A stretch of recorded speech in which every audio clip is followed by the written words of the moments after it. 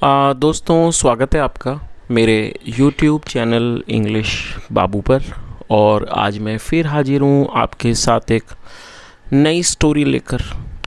और दोस्तों आज जो स्टोरी मैं आपके लिए लेकर आया हूँ ये एक मॉरल स्टोरी है। बहुत ही प्यारी अच्छी कहानी है, बहुत ही अच्छे मॉरल के साथ।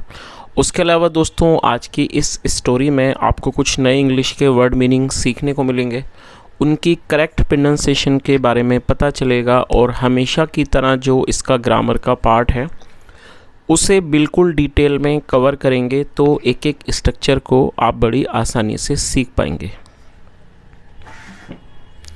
तो चलिए दोस्तों आज की इस कहानी को हम शुरू करते हैं और सबसे पहले कहानी का टाइटल देखते हैं।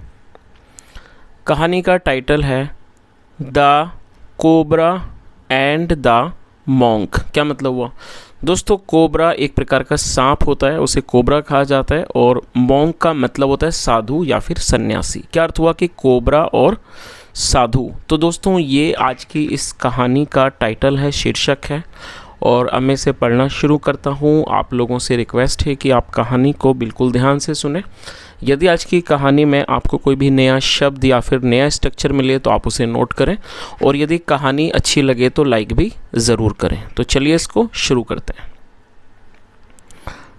On the outskirts of a village there stood an ancient banyan tree. क्या मतलब हुआ? On the outskirts of a village. दोस्तों ये जो वाक्य है ये एक सिंपल पास्ट का वाक्य है।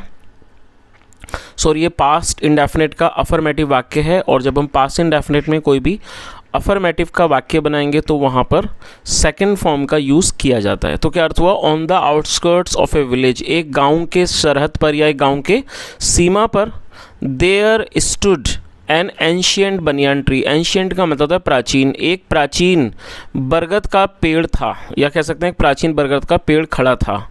Shepherd's who came to graze their cattle never dared to go near it because under the tree was the home of a cobra। क्या मतलब हुआ? shepherds who came to graze their cattle। दोस्तों ये जो वाक्य है ये भी पास्ट इंडेफिनिट का अफर्मेटिव वाक्य है, और जब हम पास्ट इंडेफिनिट में कोई भी अफर्मेटिव का वाक्य बनाते हैं तो वहाँ वर्ब की सेकंड फॉर्म का यूज़ किया जाता है। कब मतलब आना? सेकंड फॉर्म केम। और दोस्तों यहाँ पर हु का यूज़ किया गया है। हु एक रिलेटिव प्रोनाउन है, जब हम किसी का रेफरेंस देते हैं तो तब इसका यूज़ किया जाएगा। अभी जब मैं इसको ट्रांसलेट करूँगा तो आप इस बात को समझ जाएंगे। और शेफर्ड का मतलब होता है मवेशी चराने वाला, जिसको चरवाहा कहा जाता है। शेफर्ड्स मतलब कि चरवाहे, हु जो केम आते थे, टू ग्रेज, ग्रेज मतलब चराना, चराने के लिए, देयर कैटल अपने मवेशियों को, अपने पशुओं को, नेवर डेयर्ड उन्होंने कभी भी साहस नहीं किया, टू गो जाने का, नियर इट उसके पास, बिकॉज क्योंकि, अंडर द ट्री पेड़ के नीचे, was the home of A cobra एक कोबरा का घर था। तो इस तरह से पूरी लाइन का क्या अर्थ निकला कि चरवाहे जो who came to graze their cattle, जो अपने पशुओं को अपने, और दोस्तों कैटल का मतलब पशु या मवेशी, जो अपने पशुओं को, मवेशियों को चराने के लिए आते थे, never dare to go near it उन्होंने कभी भी उसके पास जाने का साहस नहीं किया, क्योंकि under the tree was the home of A cobra, क्योंकि पेड़ के नीचे एक कोबरा का घर था। It was fierce and never spared anyone who passed by। It was fierce। दोस्तों ये जो वाक्य है ये एक सिंपल पास्ट का वाक्य है। सिंपल पास्ट का मतलब होता है जब हम पास्ट में कोई ऐसा वाक्य बनाएं जहां वॉज या वर का इस्तेमाल किया जाता है हेल्पिंग वर्ब के रूप में, साथ में नाउन या एडजेक्टिव को लेकर वाक्य बनाया जाए। फियर्स का मतलब होता है बहुत ज़्यादा खतरनाक, जो कि एडजेक्टिव है। और दोस्तों यहाँ देखिए सांप के लिए इट का यूज़ किया गया, ये एक प्रोनाउन है, और आप इस चीज़ को ज़रूर नोट करें कि जब हम किसी भी पशु के लिए, जानवर के लिए, किसी भी एनिमल के लिए हम प्रोनाउन का यूज़ करेंगे, मतलब कि सर्वनाम का, तब हमें इट का यूज़ वहाँ पर करना होगा। तो यहाँ पर जो इट है वो सांप के, कोबरा सांप के लिए इस्तेमाल किया गया। तो क्या अर्थ हुआ? इट वॉज फियर्स मतलब वो बहुत खतरनाक था, and never spared anyone, never मतलब कभी नहीं, स्पेयर मतलब छोड़ना, उसने कभी नहीं छोड़ा किसी, मतलब and never spared anyone who passed by. Pass by मतलब कहीं से होकर गुजरना, मतलब उसने उस व्यक्ति को कभी नहीं छोड़ा जो वहाँ से होकर गुजरा। आगे देखिए, one day a monk came by, और एक दिन एक जो मॉन्क थे, साधु थे, वो आए। उनका आना हुआ। He was very near to the cobra's den. Den का मतलब होता है, मान दो दोस्तों, कोबरा के बाद एपेस्ट्रोफी एस है, जिसका मतलब होता है का की के। जब हम किसी नाम या व्यक्ति के साथ कुछ जोड़ते हैं तो एपेस्ट्रोफी एस का यूज़ किया जाता है। और ये जो वाक्य है ये भी एक सिंपल पास्ट का वाक्य है, जहाँ पर वॉज का इस्तेमाल हेल्पिंग वर्ब के रूप में किया गया है। He was very near to the cobra's den. वह कोबरा के मांद के बहुत पास थे। The shepherds called aloud and warned him. Call aloud मतलब ज़ोर से पुकारना, और ये पास्ट इंडेफिनिट का ही वाक्य है जहाँ पे सेकंड फॉर्म लगाई गई है। द शेफर्ड्स कॉल्ड अलाउड, चरवाहों ने ज़ोर से पुकारा। एंड वॉर्न्ड हिम, वॉर्न मतलब चेतावनी देना, और उनको चेतावनी दी। बट लेकिन the monk walked past without A care. लेकिन जो साधु थे वो बिना किसी परवाह के वहाँ से गुजर कर चले गए, वहाँ से होकर वो गुजर चले गए। The hissing cobra soon came out. और ये जो हिसिंग मतलब हिस करने वाला जो कोबरा था, सून केम आउट, वो जल्दी ही बाहर आ गया। It's hood spread wide. और उस अपने हुड को, हुड का मतलब था फन, अपने हुड को फैलाता हुआ, फैलाए हुए, स्प्रेड मतलब फैलाना, अपने हुड को फैलाकर। चलिए आगे देखिए। The monk turned around calmly. Turn around मतलब घूमना, और कामली का मतलब होता है शांति से। और दोस्तों ये एडवर्ब है। एडवर्ब का मतलब होता है ऐसा शब्द जो किसी वर्ब की विशेषता के बारे में बताए। क्या अर्थ हुआ? द मॉन्क टर्न्ड अराउंड कामली मतलब कि साधु बड़े शांति से, आराम से घूमे। रेज्ड हिज हैंड, रेज मतलब उठाना, उन्होंने अपने हाथों को उठाया। एंड चैंटेड आ मंत्रा, और चैंट मतलब जाप करना, और उन्होंने एक मंत्र का जाप किया। और ये भी पास्ट का ही वाक्य है। आगे देखिए। Instantly the cobra lowered it's hood. दोस्तों ये भी पास्ट का वाक्य है। लोअर का मतलब किसी चीज़ को कम कर लेना, नीचे कर लेना। सेकंड फॉर्म में लोअर्ड। क्या अर्थ हुआ? इंस्टेंटली, इंस्टेंटली मतलब तुरंत। Instantly the cobra lowered it's hood. Cobra ने तुरंत अपने फन को नीचे कर लिया। एंड ले, और लेट गया। As harmless as an earthworm. Earthworm का मतलब केंचुआ, और एक केंचुए की तरह हार्मलेस होकर मतलब कि हानि रहित होकर वो लेट गया। द मॉन्क सेड, मॉन्क ने मतलब कि साधु ने कहा, leave this life of violence. दोस्तों ये जो वाक्य है ये एक इम्पेरेटिव सेंटेंस है। इम्पेरेटिव का मतलब होता है जब हम कोई ऐसा वाक्य बनाएं जहाँ पर किसी को कोई आदेश देते हैं। इस तरह के वाक्यों में सब्जेक्ट को मेंशन नहीं किया जाता है, डायरेक्ट वर्ब की फर्स्ट फॉर्म का इस्तेमाल करके वाक्य को बनाया जाता है। तो क्या अर्थ हुआ? द मॉन्क सेड, साधु ने कहा, leave this life of violence. Violence का मतलब हिंसा, हिंसा के इस जीवन को छोड़ दो। लीव मतलब छोड़ना, leave this life of violence, हिंसा के इस जीवन को छोड़ दो। लव गॉड, ईश्वर से प्यार करो, ईश्वर से प्रेम करो। And always chant his name, और हमेशा उनके नाम का जाप करो। चलिए आगे देखिए।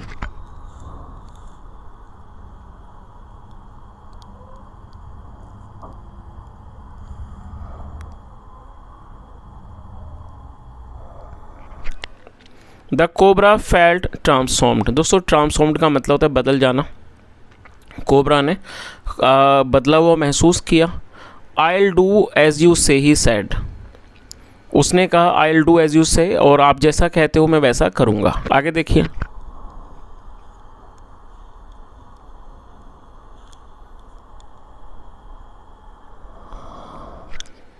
Days passed and the cobra continued chanting the name of the god। पास का मतलब गुजरना, और ये पास इंडेफिनिट का वाक्य है। कई दिन गुजर गए। And the cobra continued chanting the name of the God, और जो कोबरा था उसने ईश्वर के नाम का जाप करना जारी रखा। कंटिन्यू मतलब जारी रखना। आगे देखिए। Gradually he forgot the world around him. Gradually का मतलब होता है दोस्तों धीरे धीरे। ये एडवर्ब आप इसे भी नोट कर लीजिए। और फॉरगेट मतलब भूलना, सेकंड फॉर्म में फॉरगॉट। और ये पास्ट इंडेफिनिट का वाक्य है तो सेकंड फॉर्म लगाई गई है।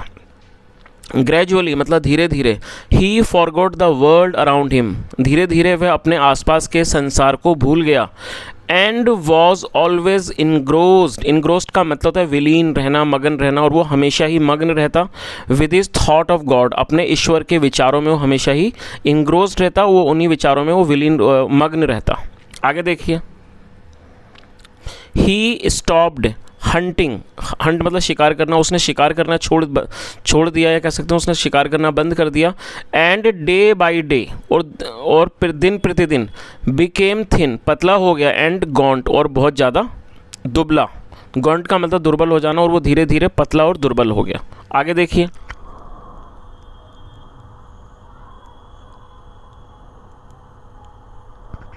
The cohorts on seeing the cobra lying lifeless outside his, और दोस्तों आप इस वर्ड को भी नोट कर लीजिए, कोहर्ट का मतलब होता है चरवाहा।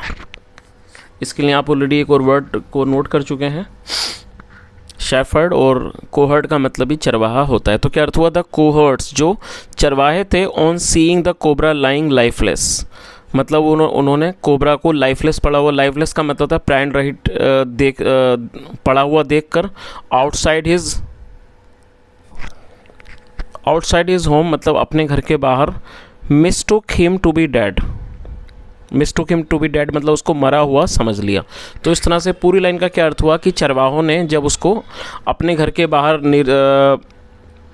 निर्जीव पड़ा हुआ देखा, लाइफलेस मतलब कि प्राण रहित पड़े हुए देखा, तो उन्होंने उसे मरा हुआ मान लिया।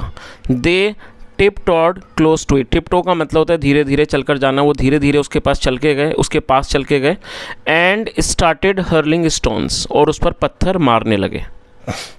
But the poor cobra did not retaliate. दोस्तों ये जो वाक्य है ये पास्ट इंडेफिनिट का नेगेटिव वाक्य है, और जब हम पास्ट इंडेफिनिट में नेगेटिव का वाक्य बनाएंगे तो सब्जेक्ट के बाद डिड नॉट का यूज़ किया जाता है, साथ में फर्स्ट फॉर्म लगाई जाती है।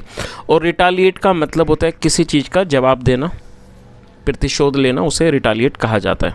तो क्या अर्थ हुआ, but the poor cobra did not retaliate, लेकिन उस बेचारे कोबरा ने कोई भी रिटालिएट नहीं किया, उसने कोई भी जवाब नहीं दिया, या कह सकते हैं कि उसने कोई प्रतिक्रिया नहीं की।